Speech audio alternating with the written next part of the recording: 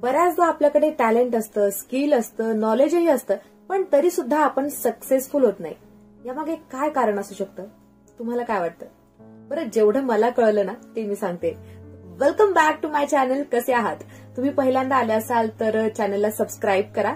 तर एकदा काय होतं, एक सांडणी म्हणजे आपल्या मराठीत फिमेल कॅमल आणि तिचं छोटं पिल्लू हे दोघं बसलेले असतात, गप्पा मारत असतात. आता लहान मुलं कोणत्याही प्राण्याची असो ती खूपच क्युरियस असतात. तर तसंच हे छोटं पिल्लू खूप क्युरियस असतं आणि ती विचारत असतं आईला, आई आपल्या पाठीवर अशा कुबड्या काय आहेत? तर तेव्हा त्याची आई सांगते की आपण वाळवंटात राहतो, तर त्यामुळे आपल्याला पाणी साठवता यावं आपल्या शरीरामध्ये, तर त्यासाठी त्या कुबड्या आपल्या पाठीवर असतात.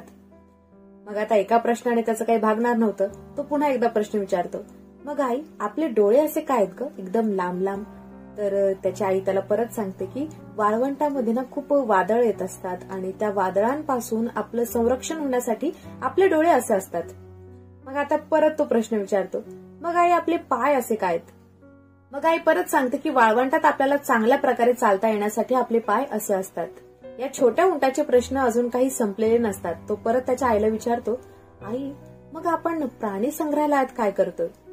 या प्रश्नावर काय उत्तर द्यावं तिला काहीच कळत नाही. ती पूर्णपणे गोंधळून जाते आणि शांत होते. असंच आपल्यासोबत सुद्धा होत असतं. आपण सुद्धा सक्सेसफुल होण्याऐवजी असंच गोंधळून जात असतो. कारण आपल्याकडे टॅलेंट, स्किल आणि नॉलेज असून सुद्धा आपण बऱ्याचदा चुकीच्या ठिकाणी ते वापरत असतो आणि त्यामुळे ते निरुपयोगी ठरतं. ते तर प्राणी आहेत आणि त्यामुळे ते प्राणी संग्रहालयात कैद झाले. आपण तर अशा कुठल्या प्राणी संग्रहालयात कैद नाही झालो ना. विचार करा आणि तुम्हाला ही गोष्ट कशी वाटली मला कमेंट करून नक्की सांगा.